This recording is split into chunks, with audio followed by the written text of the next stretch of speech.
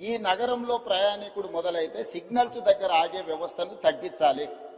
Free left మనం ఎంత వేగంగా వచ్చినా జంక్షన్కి రాగానే లెఫ్ట్కి పోవాల్సిన వాళ్ళు అక్కడ ఆగాల్సి వస్తుంది. దానికి ప్రధానమైన కారణం ఫ్రీ లెఫ్ట్ దగ్గర మనం బాటిల్ నెక్స్ని మనం క్లియర్ చేయకపోవడం, కరెంట్ పోల్స్ పాతడం, లేకపోతే ఆటో వాళ్ళు అక్కడ అడ్డంగా నిలబెట్టడం.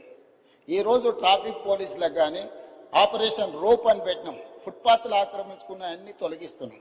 ప్రజాప్రతినిధులు అందరూ కూడా సహకరించాలి. ఇది ప్రజల కోసం. చాలా మంది ఫుట్పాత్ల మీద ఆక్రమించుకోవడం వల్ల ప్రయాణికులు కింద నడవడంతో యాక్సిడెంట్లలో చచ్చిపోతున్నారు.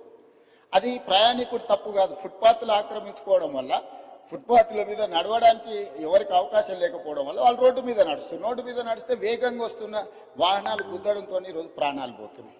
అందుకే కొంత కఠినం అనిపించినా, కొంతమందికి చిరు వ్యాపారులకు కొంత కష్టం అనిపించినా ఈరోజు ఫుట్పాత్ ఆక్రమణలు తొలగించడం ద్వారా ప్రాణాలను కాపాడాలనుకుంటున్నాం. ప్రయాణాన్ని సులువు చేయాలనుకుంటున్నాం. ప్రయాణికులకు ఇబ్బంది కలగొద్దు అని ప్రయత్నం చేస్తున్నాం. ఒక పక్కన ట్రాఫిక్ సమస్యను ప్రజాప్రతినిధులు ప్రస్తావిస్తారు, రెండవ పక్కన ఈ ఎంక్రోచ్మెంట్లను తొలగించినప్పుడు మళ్ళీ మీరు తొలగించడానికి వీల్లేదని రెండు రకాల వాదనలు మనం వినిపిస్తున్నాం.